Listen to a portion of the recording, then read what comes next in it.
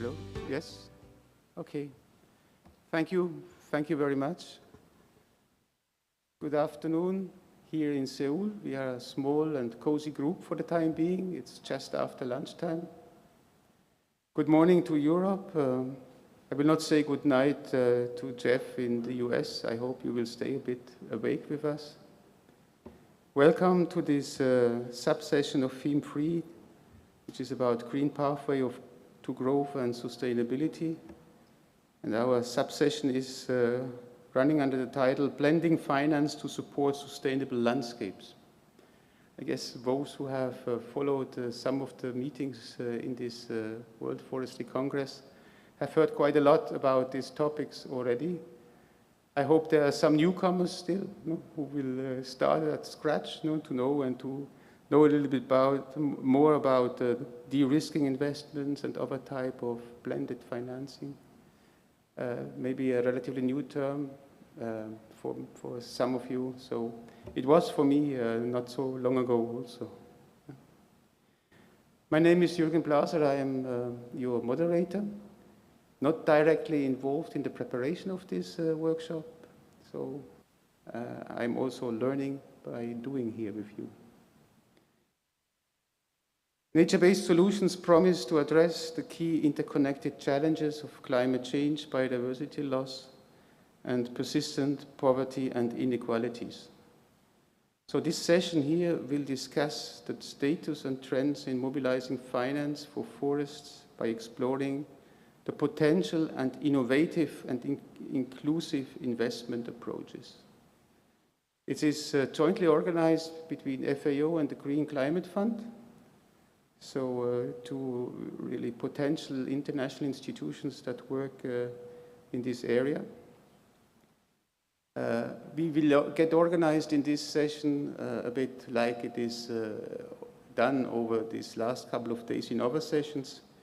We start with a short keynote from Rajev from the Green Climate Fund to set the issues, to set the stage of this of the deliberation of today. And this will be followed by 7 relatively short interventions. We have 3 of the people here physically and 5 people virtually participating in the panel. After that block, we have a couple of questions, and if we find time, I also want to give the floor to the one or the other from the public, if you have any questions or observations to make. So we try to cover topics, and the main topic about blending finance, including climate finance. We focus on financing strategies and de-risking investments in forests. We talk about the role of domestic finance and public policy instruments to mobilize private sector investments in forestry. And we surely also discuss informing investment decisions in support of environment and socio-economic goals. We will not go into any further details on the status and trends of forest and landscapes finance till 2030. It will be illustrative when the people will talk about their topic. We have a variety of topics. You will hear that from more theoretical approaches to clear and field-based project work. So we have this variety of issues covered in this session. The objective and expected outcomes of the session. So it's also important that you know where we want to go. So we want to deliver some increased clarity on key levers to direct investments and finance towards sustainable forestry. So this is one of the first objective.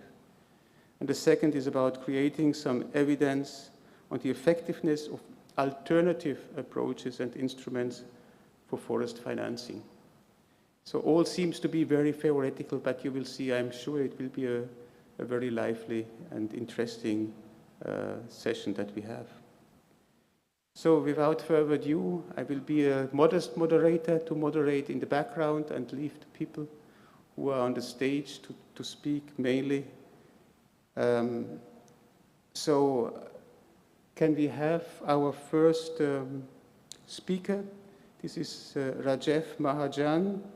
He is Project Finance Manager in the Green Climate Fund. The office of the Green Climate Fund is not far away from here.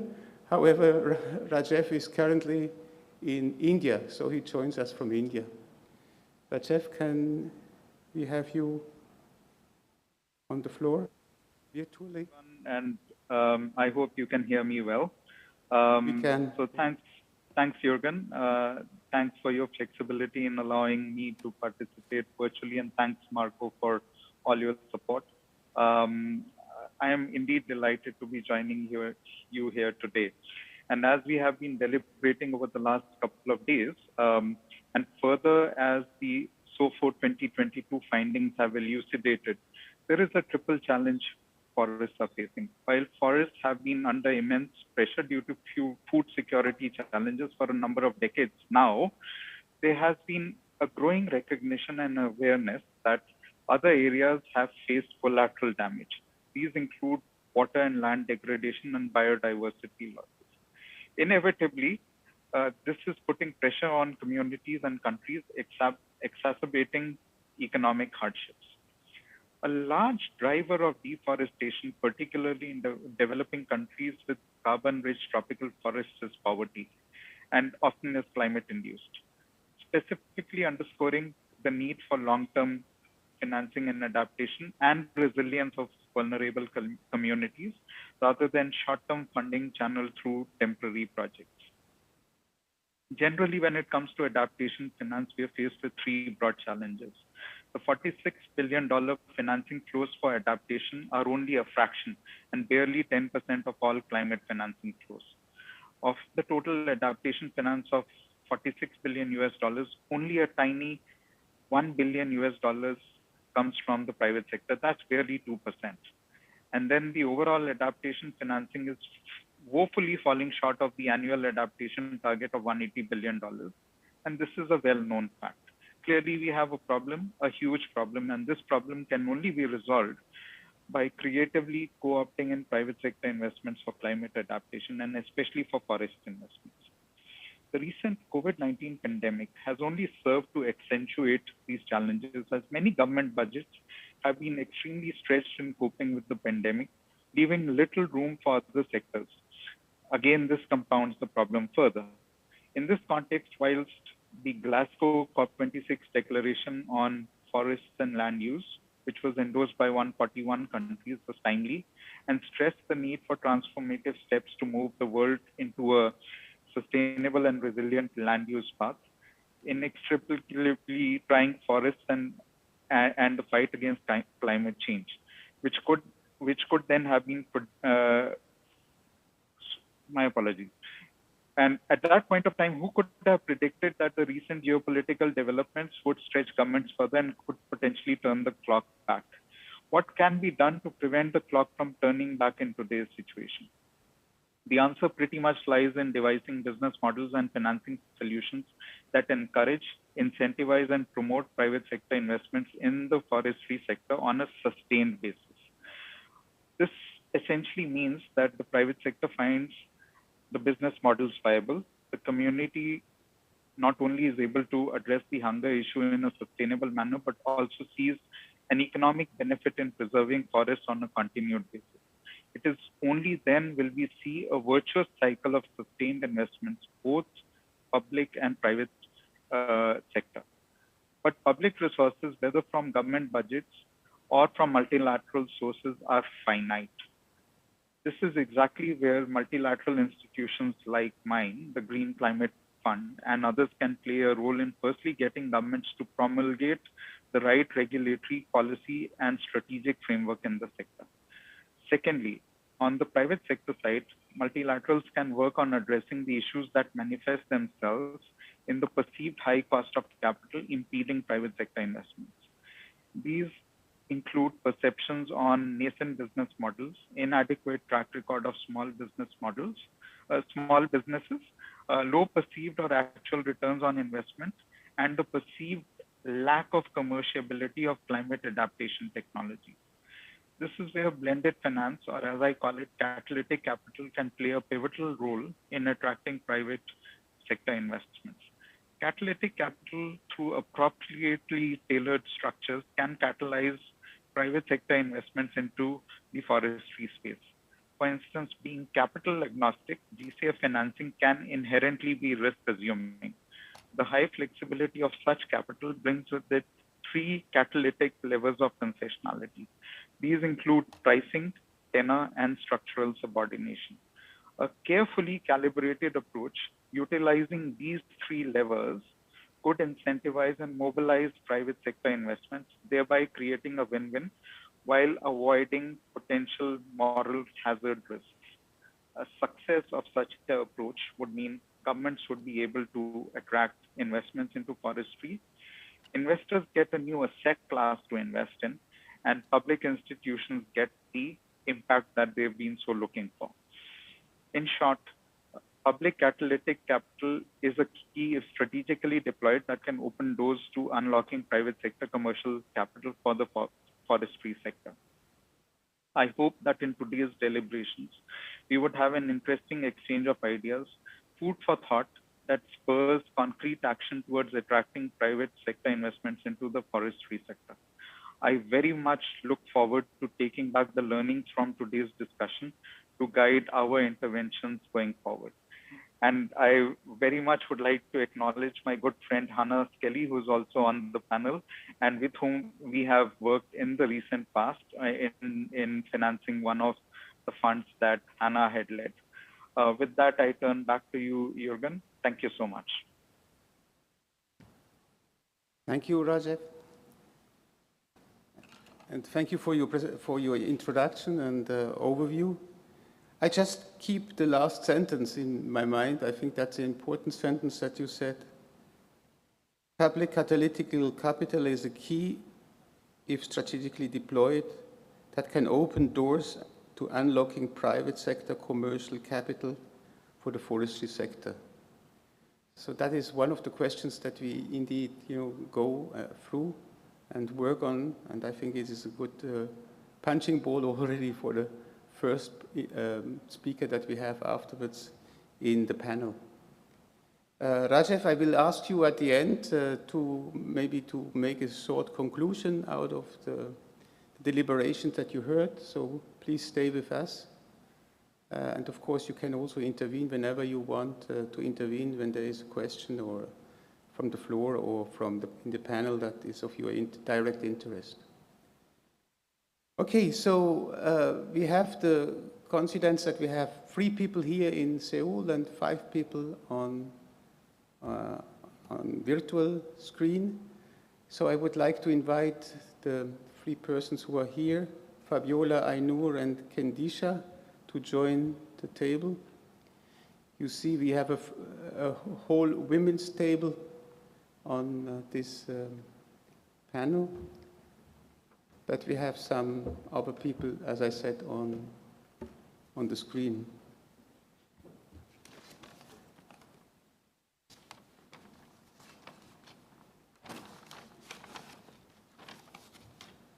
Okay. If you are well settled, I will continue. With our first speaker, so we have an introduction on a topic, which is, the topic is about the role of domestic finance to mobilize private sector investments in forestry. So directly needless continuation of the setting of stage of Rajev. The short analysis will be given by Fabiola Marta Muñez Todero. She is from Peru. She's a lawyer by profession and worked in public and private sector and international cooperation over the last 20 years.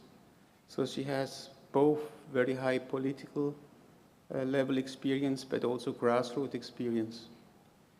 She served as a Minister of Environment on 2 occasions in her country, and she was the first woman Minister of Agriculture and Irrigation of Peru. So we are very happy to have you on this panel. The contribution will be in Spanish, so please prepare your headphones if needed. Fabiola,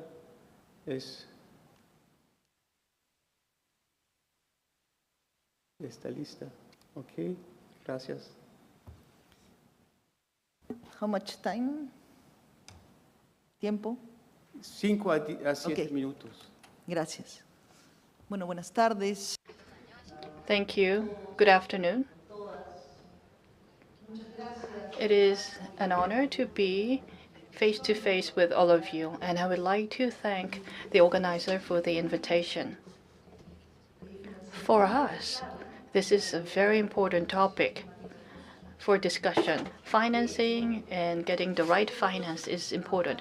In order to achieve equitable and sustainable growth, financing is very important, and we're making effort in many areas to protect forest. We're not just approaching this issue in terms of environmental protection. In Peru, forest could be a means of livelihood. Forest is where the food comes from, and it is also a place where biodiversity is preserved.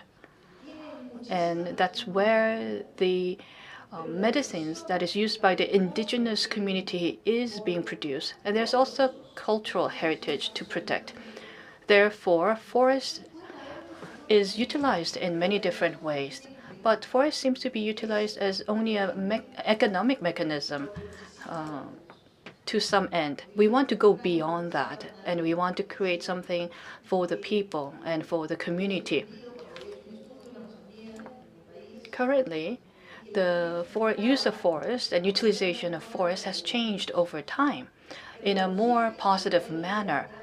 But people need to go beyond that to improve their quality of life. And people used to leave forest to find a better life, and they went to other places for the education of their children. The reason for that in the past is that they want to capture better opportunities and education for their children. But 90% of the people in the forest live in less than 5 hectares of forest area. And people who live in this area worry about what to eat and what to do that day. Because when it comes to forest, within the forest, everything is self-sufficient. You can pretty much take care of everything within the forest. But what we want to understand is whether or not the forest itself has the utility. Does forest offer us great utility? Then we will restore forest, and through agroforestry, we create abundant livelihood? And the answer to that is yes. The small growers and smallholders can plant a significant amount of forest product even within 1 hectare. And the amount of harvest, however, being done is only a fifth of that. So we're not fully utilizing the forest land because they lack finance, they lack technology, and because they lack irrigation. That's why the harvest output is limited. During this production process, if we can make more effort, if we can provide more finance, the producer will be able to have access to higher income. To enable higher income, we need support and we need technology. But if we were to tell these growers or producers and say, go to bank and get money, and the interest rate will be very high, and it will be very difficult for the producer to secure that loan. Will you get the loan when the interest rate is so high? I would say not. So many smallholders in Peru is asked to pay 80% or 90% as an interest rate, and it's too high. So we need to fix that. When it comes to finance resource and finance support, it's all happening at the high level, at the top level. The money is there, definitely, but that money is not trickling down to the front line. and it has to be trickled down to where it is needed. There's no mechanism whatsoever to enable that. We don't have foundation or mechanism to transfer that money to people who need them. So people in the financial industry is not focusing on this. We do need discussion on this. I am a lawyer by training, and as a lawyer, I often feel like I should have learned the language of my friends who are working in the financial industry, because that would have given me an opportunity to think out of the box. The culture is completely different. The language that they speak is different. When it comes to public policy, the public policy does not fully understand the role of private sector, and they don't recognize the contribution that private sector is making. So in the private sector, if private sector were to provide financing to solve these issues, we will achieve much more than what we're doing today. However, the required finance or the amount that we need is actually much higher than what the government can offer, what government budget can cover. So we need to build a foundation or build an atmosphere where this kind of funding will be available, and we need to do crisis management. Crisis could come from funding, and we need to expand the scope of crisis management to cover financing and the fund and the funds that we can secure. And government is also very important. The government do not understand the production process. Peru is full and enriched with biodiversity, and the government does not have the understanding of Peru's biodiversity and what the market wants and where market is created. So we need to collect these information and connect government to these markets and this information. If we can make effort, we can do this. And in consideration of these challenges, when I try to move to other areas, to my surprise, I discovered that financial sector was also interested in supporting the forest and forestry, but they didn't know how. And the initiatives that we have on the ground today is also an opportunity. And what we need to be mindful of, or what we need to look at, is the rule of the game. And we need to understand how to play this game. We don't have time. We are running out of time. We cannot waste time anymore. We have to have this sense of urgency to make decision fast. The financing and the adequate amount of financing and also access to finance is something that we need more than ever. So within this game, if you think the private sector has no role to play, then we will lose out on the opportunities. There's no second planet. There's no planet B. So we have no other game to play. That's something that we need to understand, to have that sense of urgency.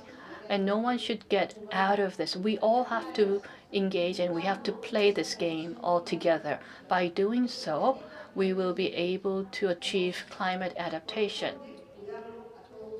Because this planet is something that we all must protect. Thank you.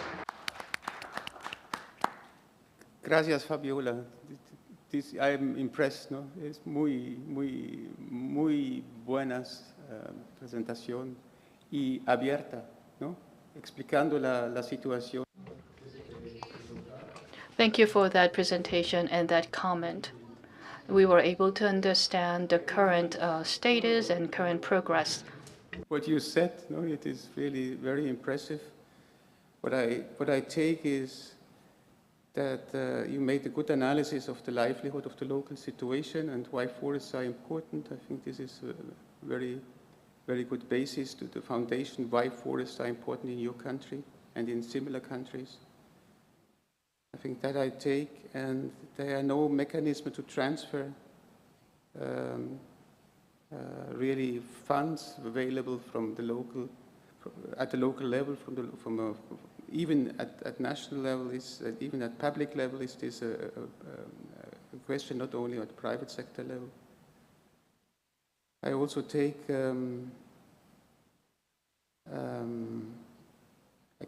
I can't read my own writing here. The recognition of coalition. There is no coalition between the public sector and the private sector. The enabling conditions not to create for involvement of private sector is an important task for the public sector, I think, and that is these enabling conditions. Probably we will come back to that again. Then the information needs. I think you insisted that there is not enough information, no, to really to apply inclusion of private sector. Yeah, and access to finance is needed. So quite a bunch of information that we will come back afterwards, I think, in the questions once more, maybe in the exchange with the colleagues on your panel. So, muchísimas gracias. Second speaker, I guess he is a very early morning bird or very much a night man, Jeff Vincent. Jeff, you will tell us what time it is in your place afterwards. Jeff Vincent is an economics professor in the Nicholas School of the Environment at the Duke University in the United States. And he's joining us remotely from Durham, North Carolina. And he will speak about informing investment decisions in support of environment and socio-economic goals. Hi, Jeff. Good morning, good night, whatever. What time is it? Good morning, Jürgen. Attendees, fellow panelists, it's a pleasure to be here. Jürgen, you asked, it's 2 a.m. here in the United States. Thank goodness. So for that, you get an applause, I think. Just to keep you awake a bit, no? I wish I could be with you in person, but I'm delighted that I can be with you thanks to technology in this way. Marco, are you going to control my slides? There we go. Okay. So I'm going to offer some remarks on issues related to financing forest restoration with a particular focus on countries in the global south. Can I have the next slide, please? I'm going to be referring primarily to two documents. The first is an article I published about a year ago with a demographer and silviculturalist, and the title is very simply Forest Restoration in Low and Middle Income Countries. It's a review of the literature on that topic. And then secondly, a report that I helped to instigate while I was on sabbatical at the World Bank a couple of years ago. That's on pension fund investment in forestry. So it addresses the issue of using public sector resources to open the door to private sector funding in forestry, as Rajiv commented on. Next slide, please. So we know the price tag for forest restoration is quite large. The UN strategy for the Decade on Ecosystem Restoration cites a figure of around $1 trillion over the decade. That's $100 billion per year. Next slide. And we know this call for funds is coming at a time, as Rajiv also mentioned, when fiscal balances in governments in the global south have gone negative and gone very negative in the last few years due to the pandemic. Funding that's available through or from official development assistance is also very low. I show on the right here the tall blue bar is that $100 billion a year estimated in financing required for restoration. The next bar is total official development assistance for all programs related to the environment. And the last bar is official development assistance for ag, forestry, and fisheries. So funding that's available through aid flows for forest restoration is a small sliver of a small sliver of a small slice. Next slide, please. We're also in a situation where carbon prices are low. Of course, we're very interested in action on climate change, but at the moment, prices for forestry carbon projects are in the range of $5 to $10 per ton of CO2 equivalent. That's far below the $40 to $80 per ton that is generally estimated as being required to meet the Paris commitments. Next slide. And the last point I'll make in painting this dismal picture is that the prices of wood have been flat or declining for quite some time.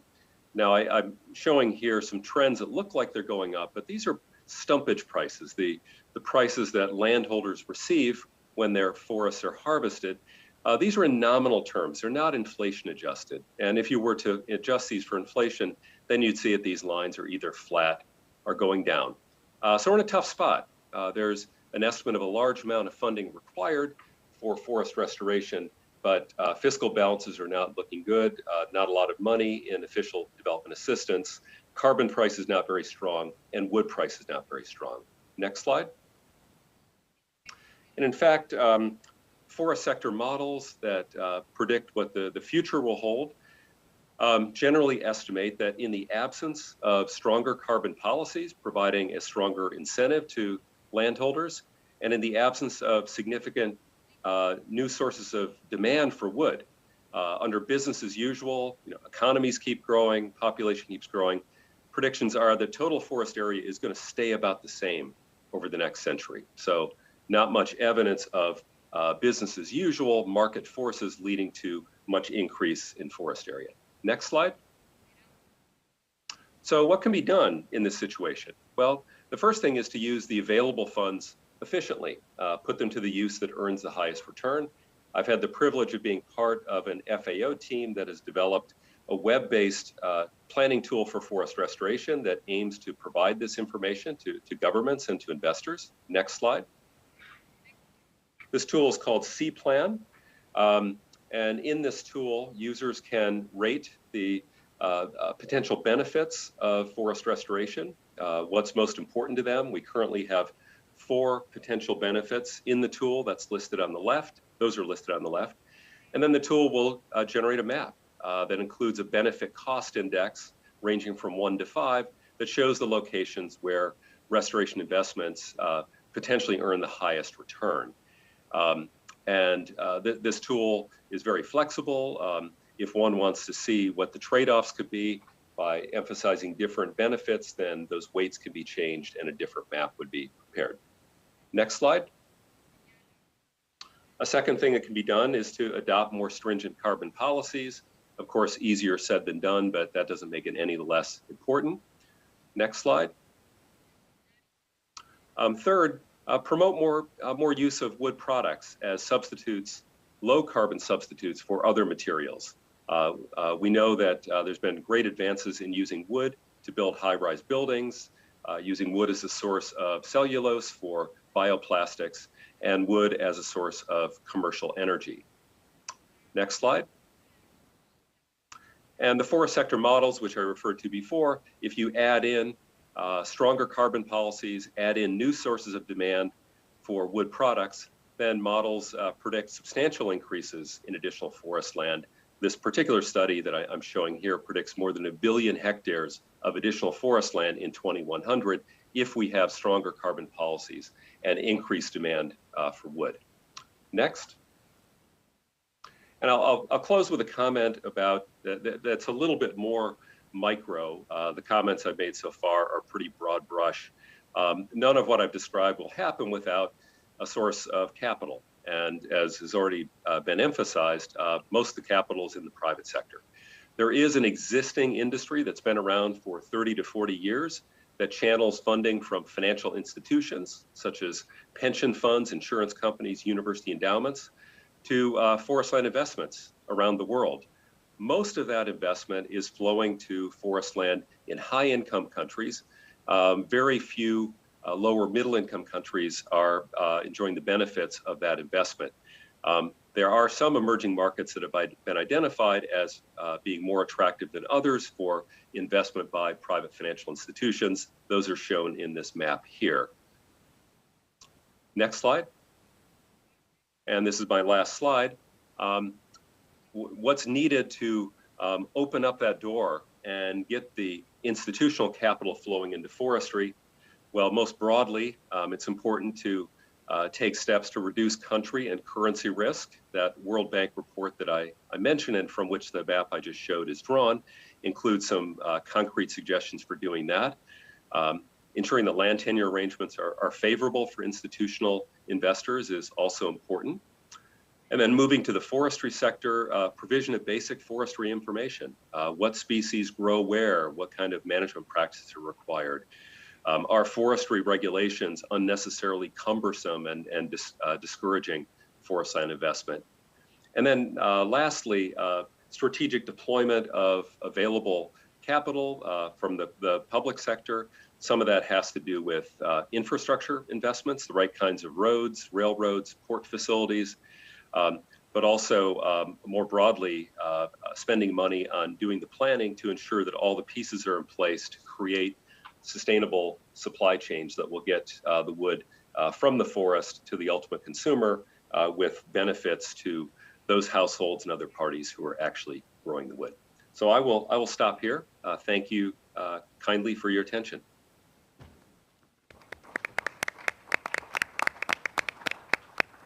Yeah, thank you. Thank you, Jeff. This was excellent and incredible fast overview and good overview on the issues. And especially the last slide, I think we have some overlap between what Fabiola said and what you said on some of the issues relating to enabling conditions for investments. But the material that you have and you showed is excellent. And I think people might be also interested to see that tool that you demonstrated briefly to make the analysis on the situation, the forest situation, the different with the goods and services that they provide. I think this is an excellent tool that I also want to know a bit more about it. So I would like to go, and we come back, Jeff, for sure, on one or the other of your observations in the discussion.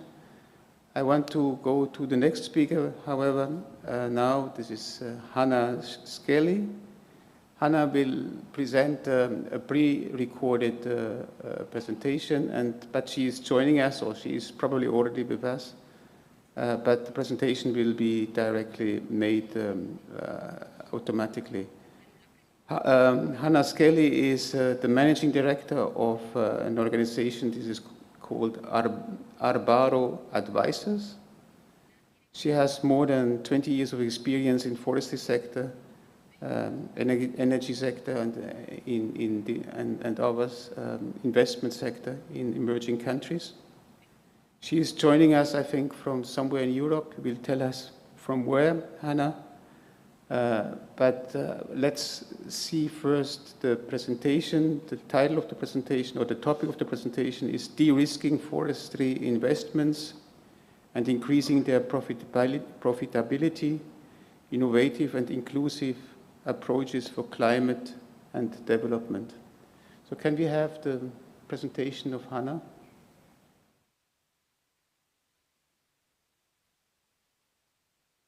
Good afternoon.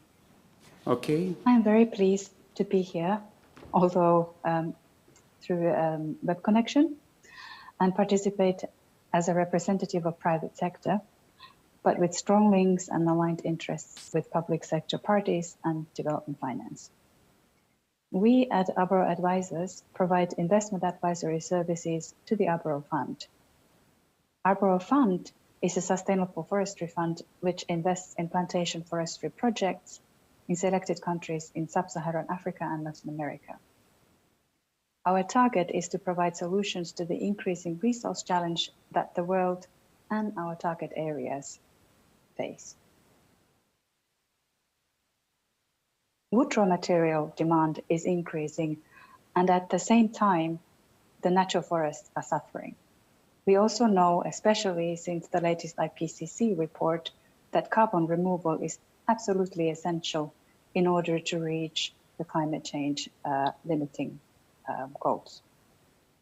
Plantation forests that are developed in an area with appropriate biophysical conditions, where proper forest management techniques are followed, and where solid environmental and social safeguards, including those related to land tenure, are in place, provide a solution for each of the challenges. Wood products can be produced in smaller land area. They can replace less sustainable source or similar products.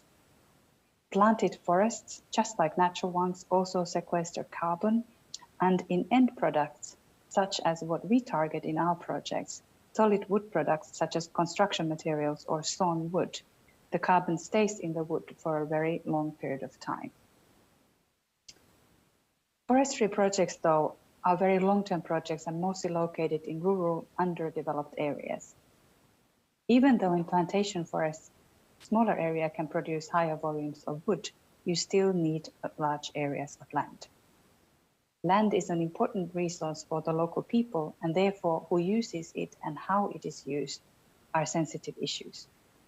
Forestry projects also require large amounts of capital and do not provide any short-term returns. Cash flow will become available once the trees are matured and can be harvested.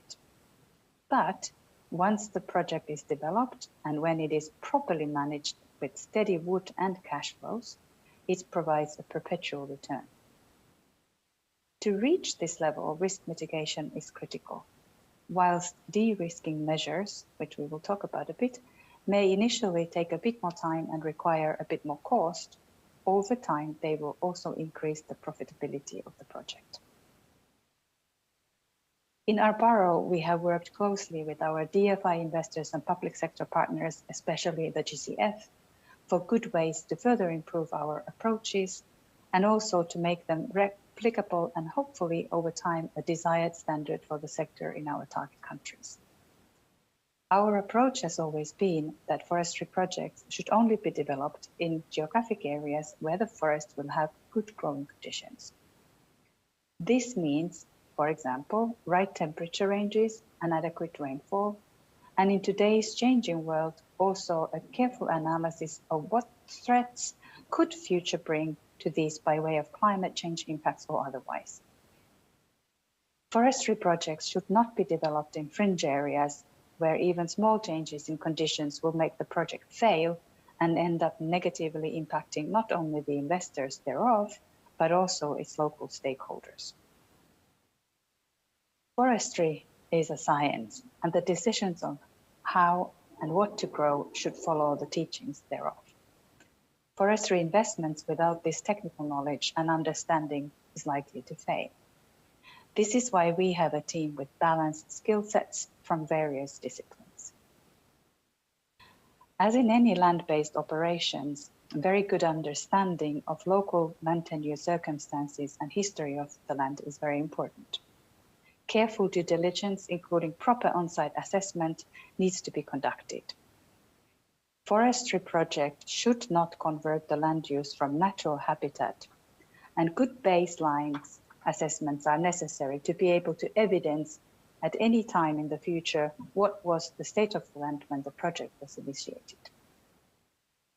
To ensure consistent approach throughout project cycle and also between projects, and to make sure best practices are followed, we at Arbaro are committed to an environmental and social management system that was developed in cooperation with the GCF. Finally, as for any investor or stakeholder, having a third party to validate your performance provides value added. In Arbaro, we have committed to develop and manage our projects such that they can achieve FSC Forest Stewardship certification. FSC certification is considered, for example, by the best known carbon certification standards, the VCS and the gold standard, as proof of sustainability. The FSC is a global multi-stakeholder membership scheme with strong emphasis on NGO participation. FSC requires adherence to principles and criteria which need to be followed in a manner appropriate to the scale, intensity, and risk of the project. FSC certification does not automatically last forever. The certified projects go through annual audits by external auditors, and in addition, the certification has to be renewed every 5 years. With these additional steps, we aim to develop a forestry project that provide the much needed raw material for the local and the regional markets, while conserving any remaining natural forest or otherwise important parts of the project areas. We develop projects and forests that are well managed and staffed and operated by local people, thus providing multitude of benefits locally. These forests also sequester carbon, which sequestration is calculated and reported as agreed with our partners, such as GCF. Finally, we aim to provide a reasonable return to our investors, and with that increase their appetite for further investments in this crucial sector. We believe that forest investments are key for climate change mitigation and should be considered as an important part of portfolio for all investors who care about our planet like we do. Thanks very much.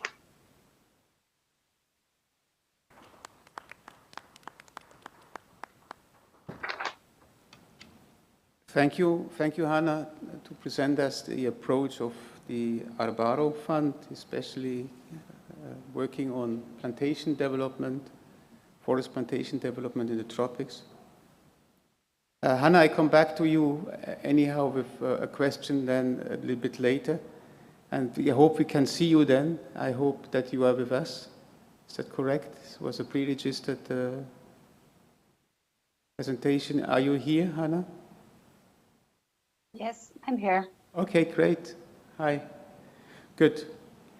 Then let me turn to the next speaker because we have to run a bit faster. So we are not going with this slow Swiss advance, so we go faster American advance, I think, now, because I don't want to use too much time. Next speaker goes and more on the local level. We have now 3 speakers talking about local level financing needs. And our speaker is Joko Tri Haryanto. He is Indonesian, and he's senior forester on fiscal policy in the Agency for Climate Change, Financing and Multilateral Policy at the Ministry of Finance in Indonesia. So Joko is also joining us from remote.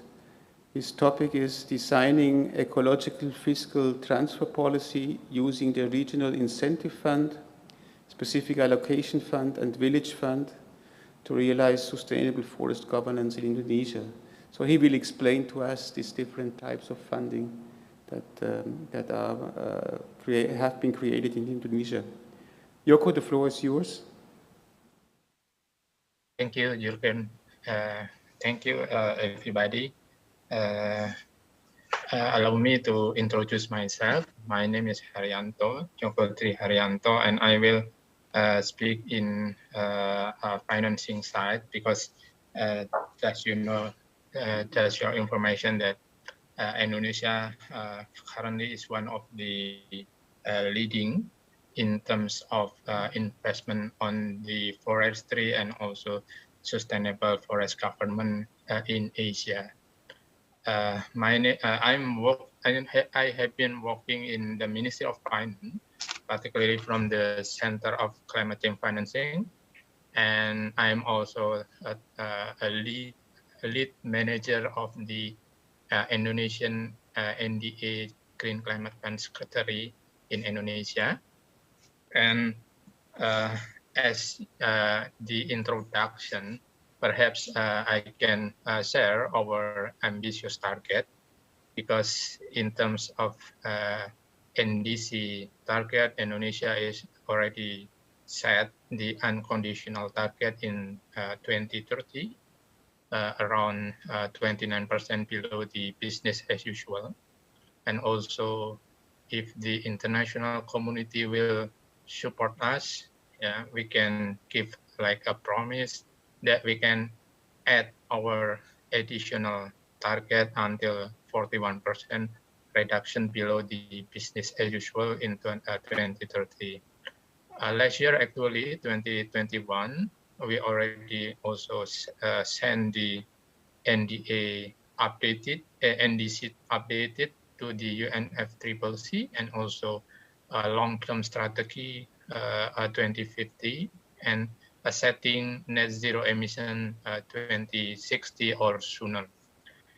From the international community, currently Indonesia also selected particularly Ministry of Finance, Republic of Indonesia also selected as the climate leader, climate coalition finance minister for climate change action, co-chair with the finance minister of Finland.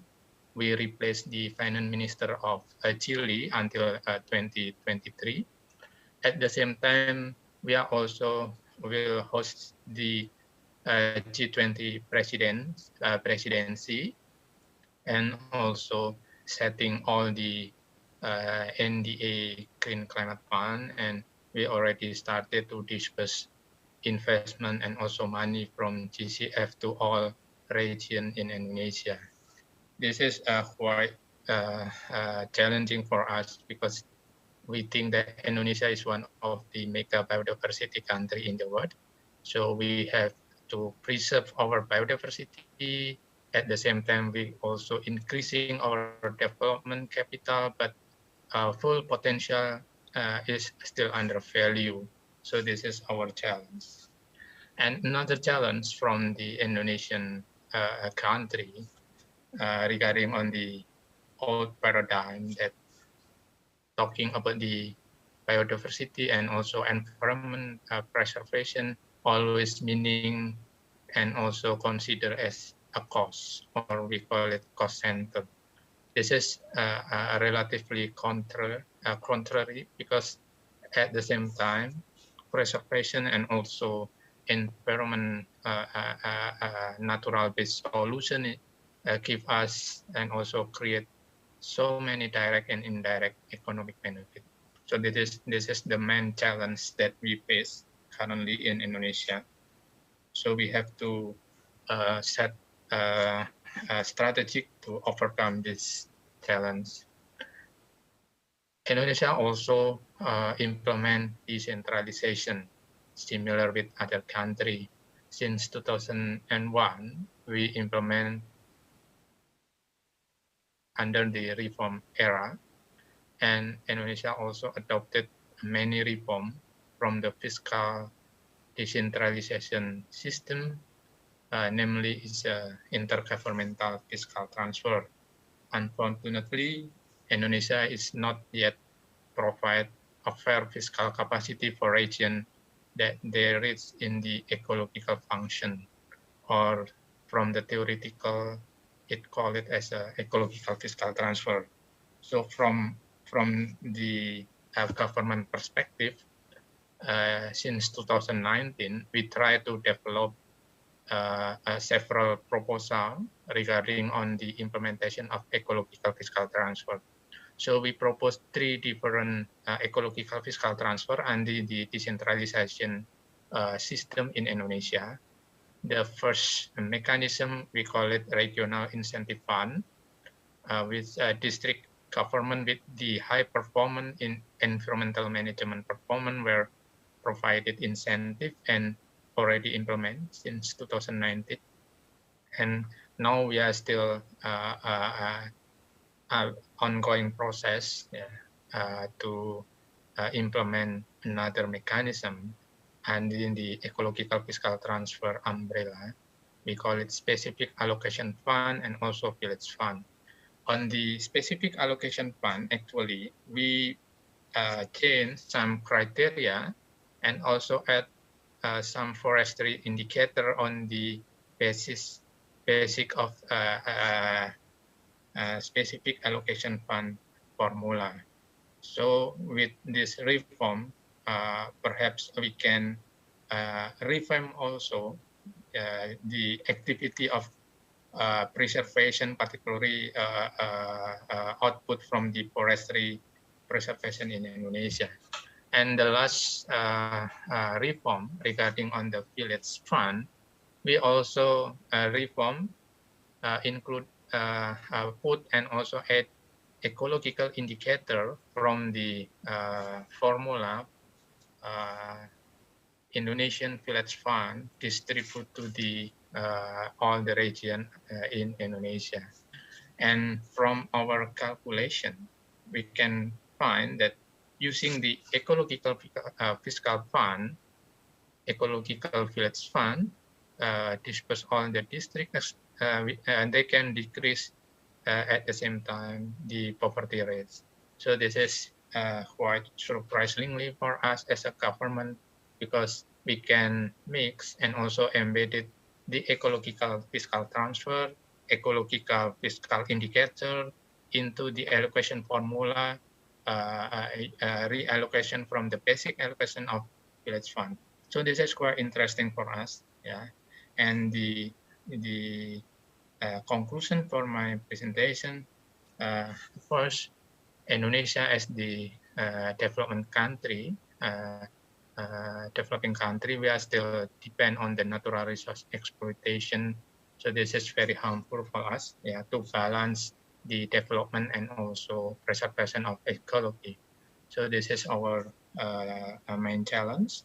So we need change our development paradigm, which is balancing of the economic, social, and also ecological aspects. So we think that ecological fiscal transfer mixed to the current mechanism under the decentralization era in Indonesia, like the best solution to balance the development of the economy and also maintain the social cohesion and also preserve the ecological aspect in Indonesia. So this is my last presentation, Jurgen, thank you.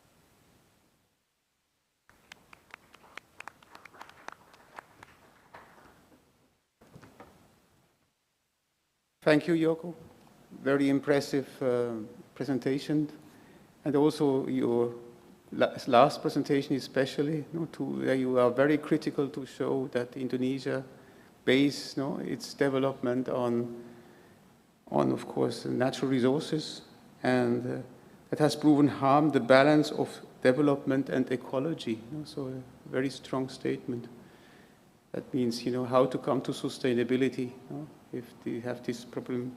And also you made clear that any financing is a cost first. So, and you need to have it before you can invest.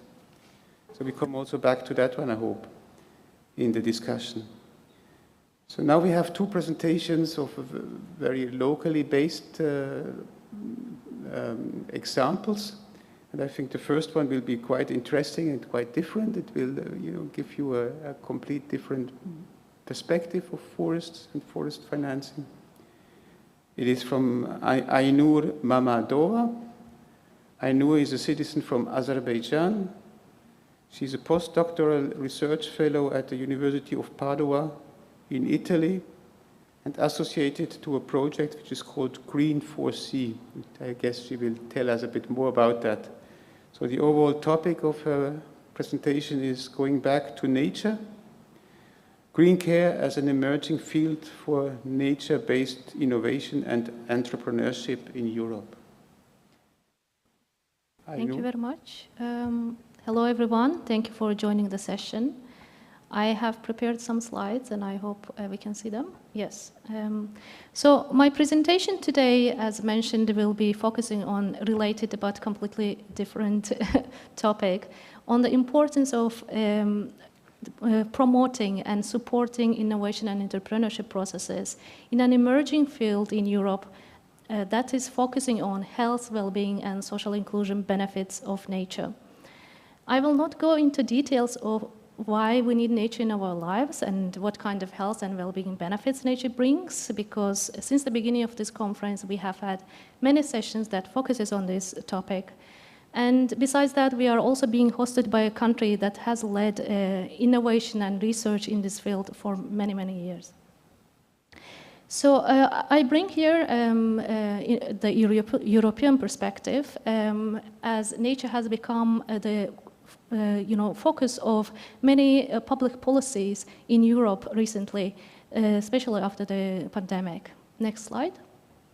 So I represent a project called Green for Care that focuses on creating business and university alliances to support innovation and entrepreneurship processes in a sector that we call green care.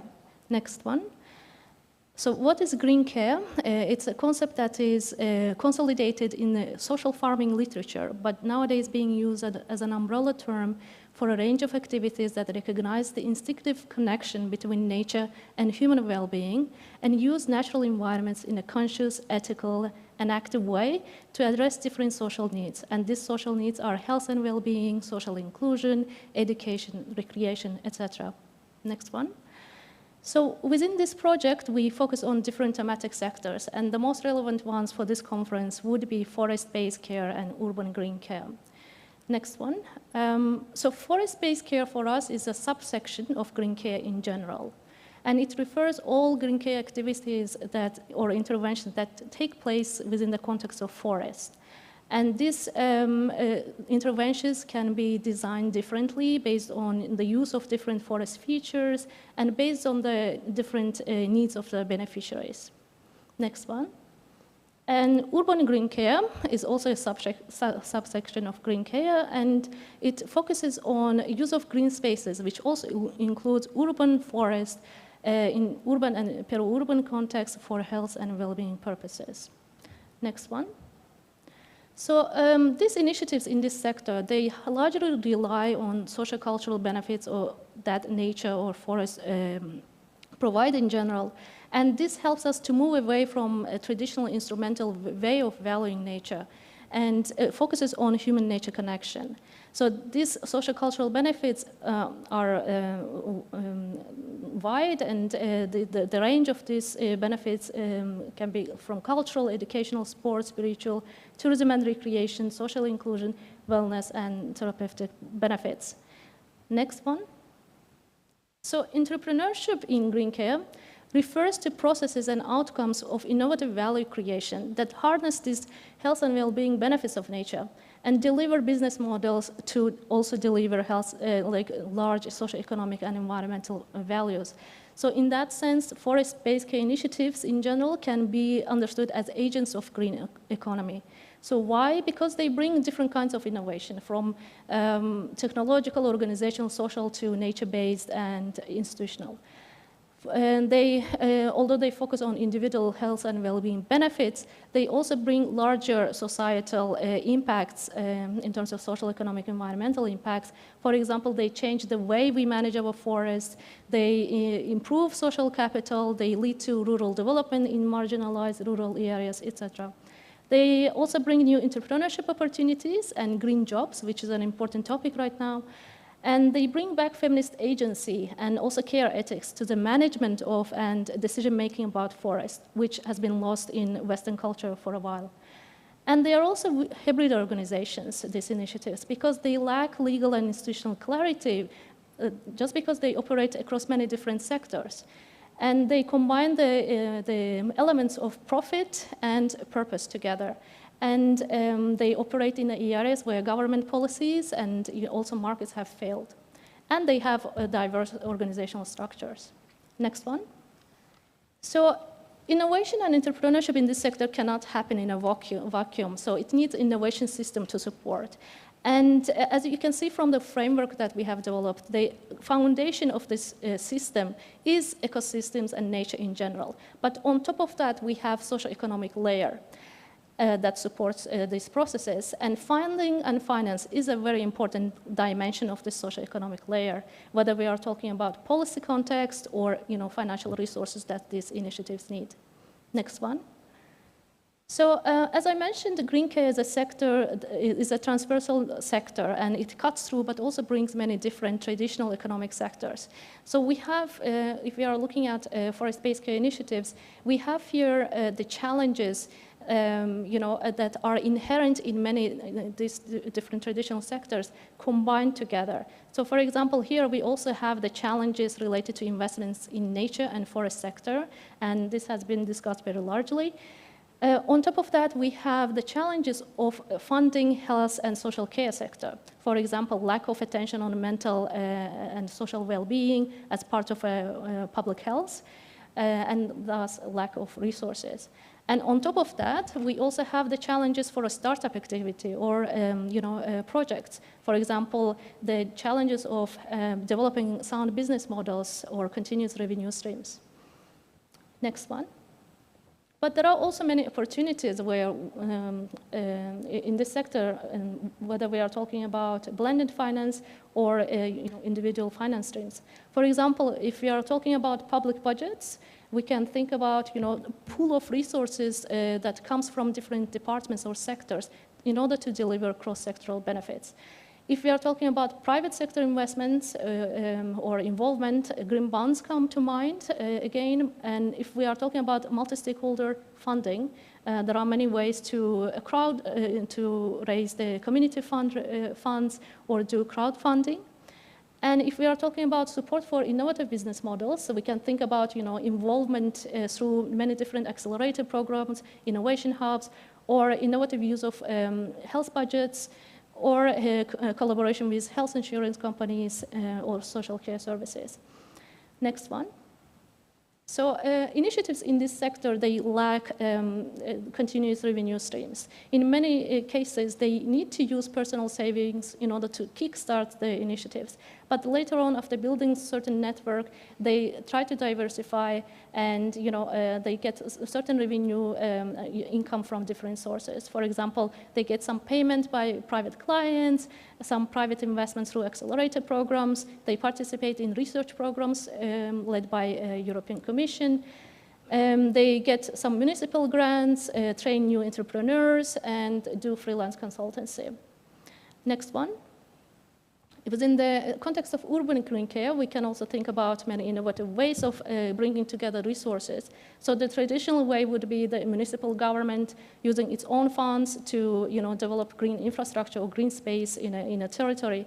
But there are also ways when municipal government can act as a activator of funds from many different actors, for example, foundations, banks, etc., that can be used, these funds can be used to invest in a green infrastructure directly, or can be pulled together in a fund, for example, that will be used by a municipality later on to create or to invest in nature and forest in general.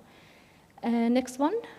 So I'll stop here. Green is caring. Let's be part of a greener and healthier future. Thank you very much.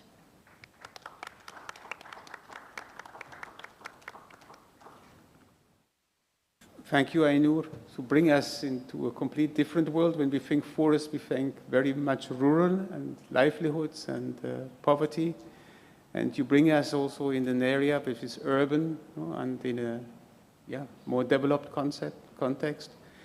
But also there, of course, you have the same issues relating to financing.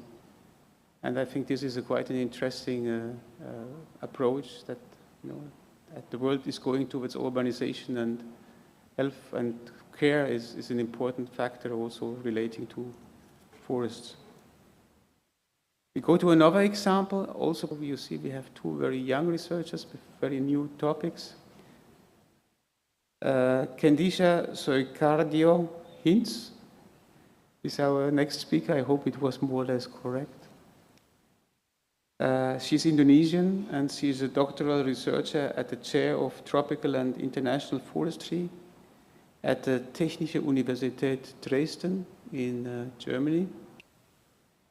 And her presentation is about diagnosing the business models of forest cooperatives, reflections from the tropics. Yes, please, the floor is yours. Thank you, Jürgen. Thanks also to FAO and KFS for the invitation.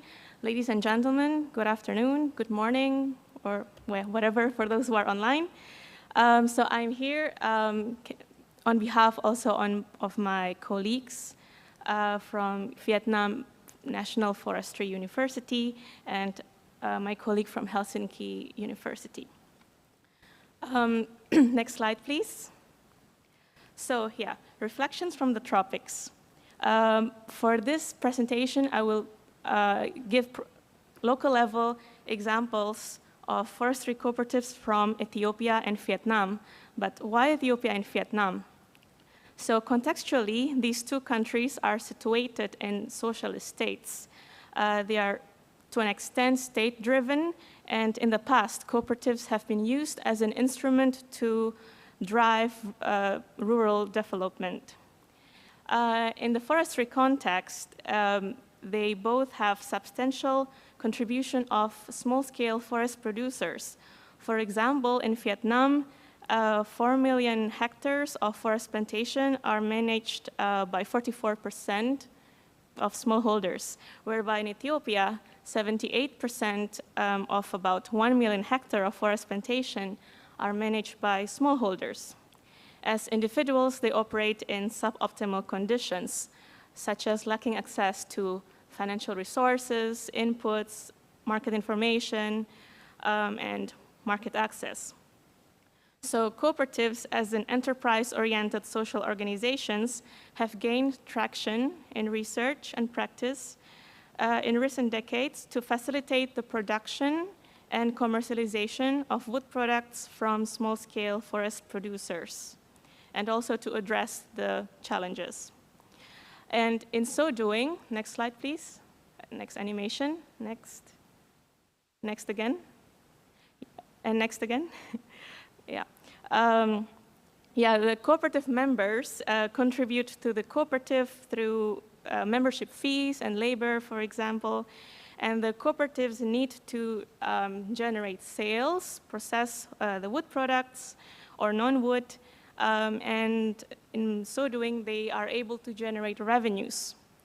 For the purpose of this presentation, I will focus on how they manage the finances, because cooperative members are also entitled to a portion of the benefits. Next slide, please, the next one. So the first example is a cooperative called Tiret Lediget in Amhara region in Ethiopia. Next. There are 98 eucalyptus smallholders that make up the membership base. Next animation. Next. Yeah. So it was established in 2010. It started off as being a beekeeping cooperative, and then it was institutionally supported to diversify from only beekeeping to also forestry. Members contribute in terms of fees and labor because they have communal nursery site, but the beehives and woodlots are managed on farmers' own farms. The cooperative facilitates the training provision for member farmers, logistics, and trading. So the non-wood products are distributed to the members or sold through the union body, whereby the wood products are then sold to wholesalers in Amhara region, neighboring Tigray, and some were even exported to Sudan. So next animation, next one also, thanks. A snapshot data from 2018 and 19, so pre-pandemic, showed that membership fees constituted 3% of the revenue streams, and sales constituted the majority, 97%. And their profit investment ratio was 5.5% in 2018, despite an increase in sales of eucalyptus poles by 30% from the previous year. And the cooperative members are entitled to 30% of their shares of the profit, so that the cooperative can retain 70% of it. And this law is stipulated in the Proclamation of Cooperative Societies of Ethiopia. Next slide, please. Yeah, the second case is from Vietnam, which is located in Quang Tri province, central Vietnam. It is a cooperative with 585 smallholders who grow acacia hybrid trees, and the cooperative was established in 1978. At present, the cooperative employs 24 staff, facilitates the production and commercialization of acacia hybrid woodlots from the farmers.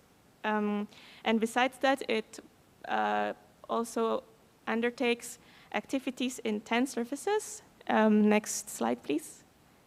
Next one, yes. 10 services, and it has been able to generate employment to members and non-members alike. It also manages 334 hectares of FSC-certified plantation, and they have established partnership with 6 wood processing companies, so that the processing companies buy their timber products, and it's on a contractual basis, which means that the market is guaranteed for this cooperative and the members. So in 2021, the revenue structure consists of membership fees at 70%, followed by loans at 25% and sales 5%. And the profit investment ratio has been stable in 2018 until 2020 at around 60%. Members receive 35% of the benefits, and the rest is then retained by the cooperative to supplement its capital base. Next slide, please. So lessons learned is that forestry cooperatives enable the upgrading of wood-linked value chains, although at a different level. For example, case 1 in Ethiopia, it was transformed from a beekeeping, and now it has diversified to forestry, and it acts as a wholesaler to the members. They still conducted lower wood value addition as they were commercializing eucalyptus poles. So in terms of value chain upgrading, it implied the need to upgrade its product and process. However, it's also a victim of the pandemic. So since the pandemic and the conflict in Ethiopia, this cooperative and the other cooperatives within the same union body have become dormant. And in case 2, the cooperative has shown to be a multi-purpose cooperative with 10 activities. And for the members, it serves as an institutional actor and service provider. And it has shown to play a growing role for the society and the environment, which needs to be sustained, adaptive, and resilient to the rapidly changing environment. They've also made use of several sources of revenue streams to fund and to be self-sustaining. Yeah, and in terms of research, there's still a lot to be done. Future research in terms of their profitability and factors to maintain it. Yeah, thank you very much, and now over to you, Jürgen. Thank you very much, Disha. So I will rush really to the last speaker because we had prepared a whole bunch of questions, but we can forget that. Yeah, so I really want to bring the last speaker and then to conclude. It was so interesting, so I think we couldn't stop, somebody to speak. It was very two very interesting contributions to the topic. Let me introduce to you Pierre Rousseau, and I think he can also somehow wrap up because this is also the idea of this discussion. Pierre Rousseau is a retired international finance senior executive who did work in large international finance institutions. He's based in Portugal, and he's actually a senior consultant for innovative finance and nature-based solutions. And his overall topic, I think he will explain it himself, but it's in the range of what kind of innovation is needed to finance the transition towards nature-based solutions in forest landscapes. I heard you had enough coffee, Pierre, this morning, so please, the floor is yours. 10 minutes. Yeah. Thank you. Thank you very much. So I have this presentation. Probably I will show it. I think you can see it.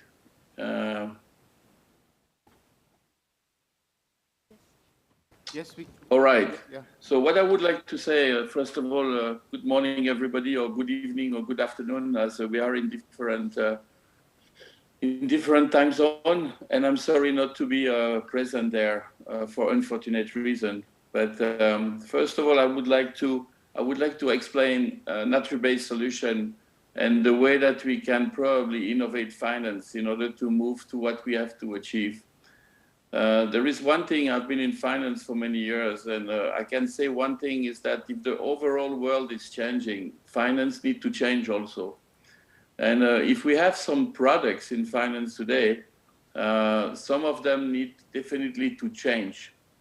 And we need to also to change finance. It's impossible in a changing world that finance is not changing. And today, unfortunately, finance is not ahead in terms of innovation. There is one thing that we forget. We have to finance transition. We can talk about de-risking, but the real issue is financing the transition. And financing the transition means we need to go from one point to another point. So we need to definitely to think about making things collectively. Today we are believing that we are making things collectively, but we are just acting side by side on a sequence way. Working collectively means to integrate and to innovate, creating new solutions together. So from point A to Z, from the beginning to the end, and not on a sequence way. And this is where we need probably to think a little bit more about, but extending the blended finance concept. We try to put blended finance as a product. No, blended is a concept. It's a concept that we need to use by putting together the people and people finding the solution by themselves. Too many times we are in a waiting situation where the public sector is preparing a product and then the private sector is waiting and see that everything is finalized. We need to bring them together at the same time and to think about the challenge that both are facing and trying to find a common point. We need also to move and creating new. We have the concept and we are financing infrastructure for buildings, for bridges, for roads, for everything. But we have not yet pushed the concept of natural infrastructure. So what it means that the forest and creating the forest, regenerating nature is a value. So we need to start to value it and maybe monetizing it, not necessarily all the time, but at least.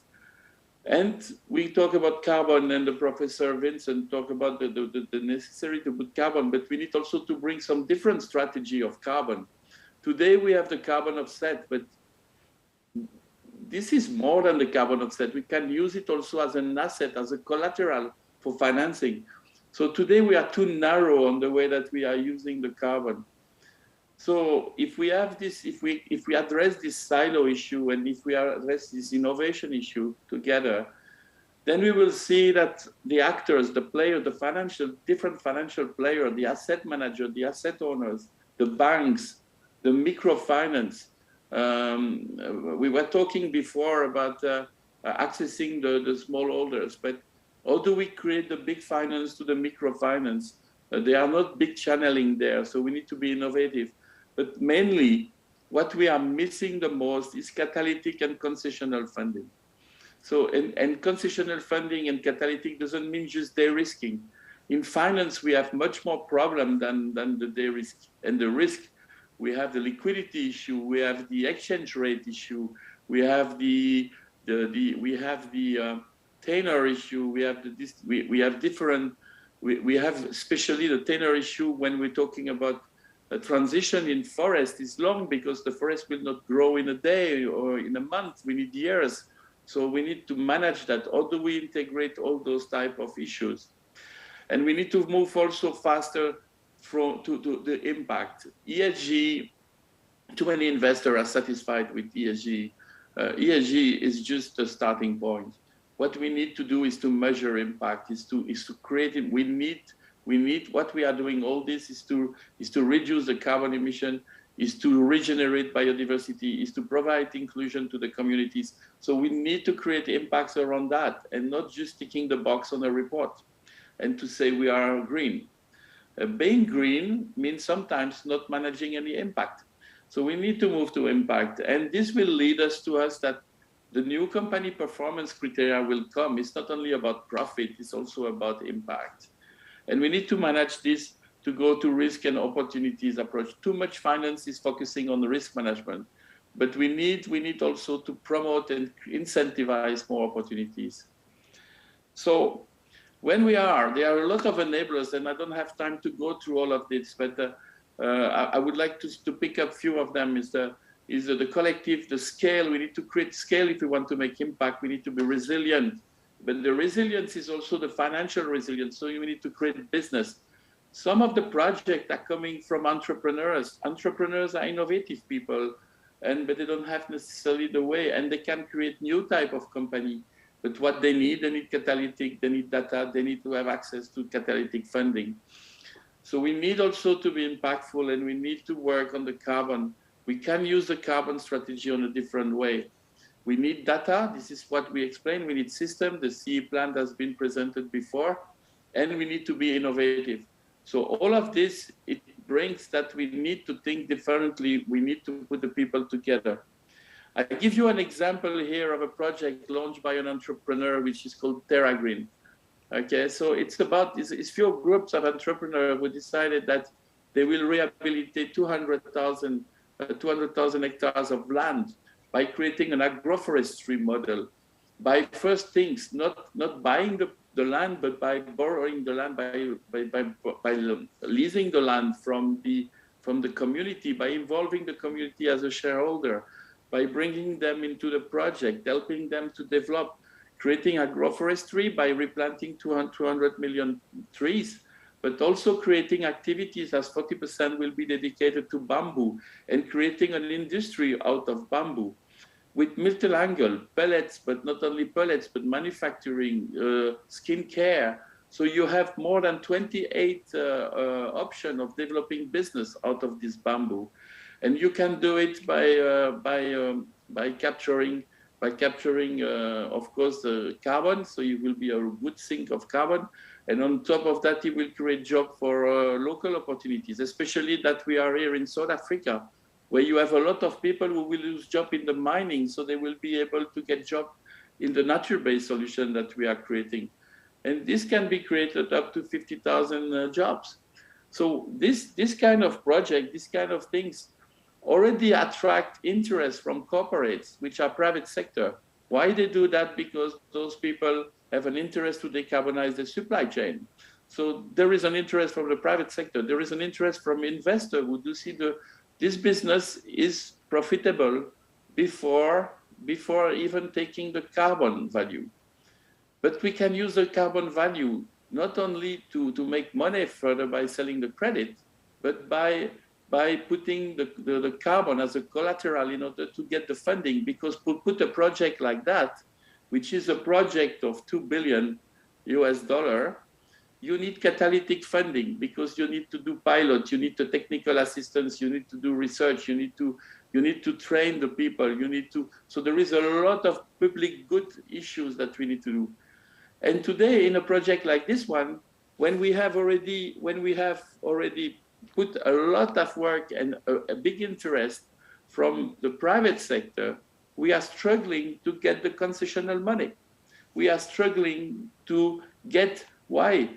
Because the way we have to get this concessional money, first of all, there is not as many as, there are probably the Green Climate Fund, there are probably some philanthropies, but it's very narrow. There are not enough people providing this. And everybody has his own view. The people don't look at the project, they look at their own procedure. And so as soon as you're out of the procedures, you're out of the access to that money. So this is what is important, that we can think a little bit out of the boundaries here. We need to rethink the model. The existing finance will be able to solve part of the problem, but not all the problem. We need to think out of the box. We need to go further. So we need to change behavior. Okay, think in mind, collaborative, innovative, already explained. Scenarios, we need to think future, not the past. Too many times we look at the past in order to make decisions. With the technology, the way we move, we need to think in the future. We need data. We need to measure impact. We need to think on a different timing zone, tenor, and we need to create trust and transparency. So this is very important to tell you that we need to change. We need to change our behavior. We need to change differently. And the most difficult one is to work collectively, because finance has been always working in silo, and they are not used to work. They are not used to work through the value chain of finance, which is from the private equity up to the financing, and creating a link. And now on top of that, we have to add the concessional money and the catalytic funding, which could come in the play. Strategy of carbon, very important. We need to think about different ways to use carbon, not only as a flow and a credit carbon, but also as a collateral asset that we can use in order to facilitate the transition, because the most important thing that we need to finance is to finance this transition that we have ahead of us in order to do the transformation that is needed for this planet.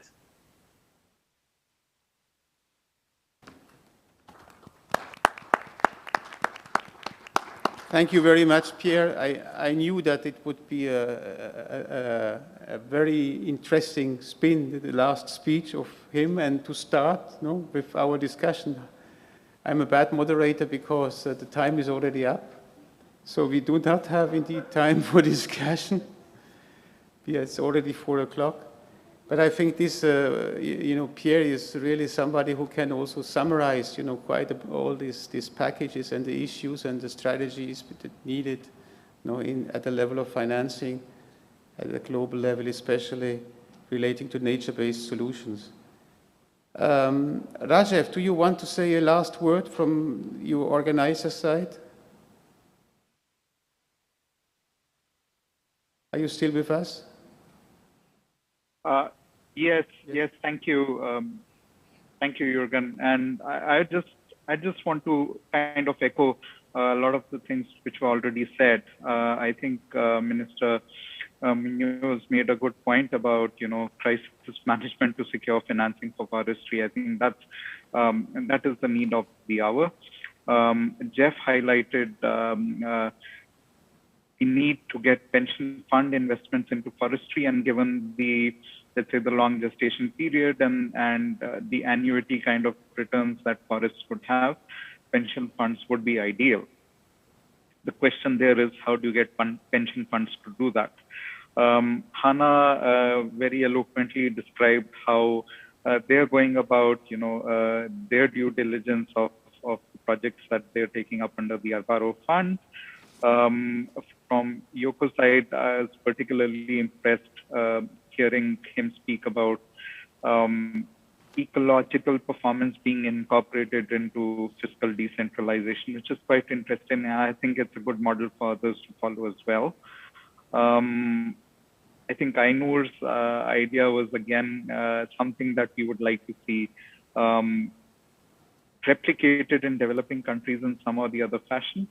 I think it's quite interesting, quite innovative, and gets forests into the urban spaces, but it needs to be taken beyond Europe for sure.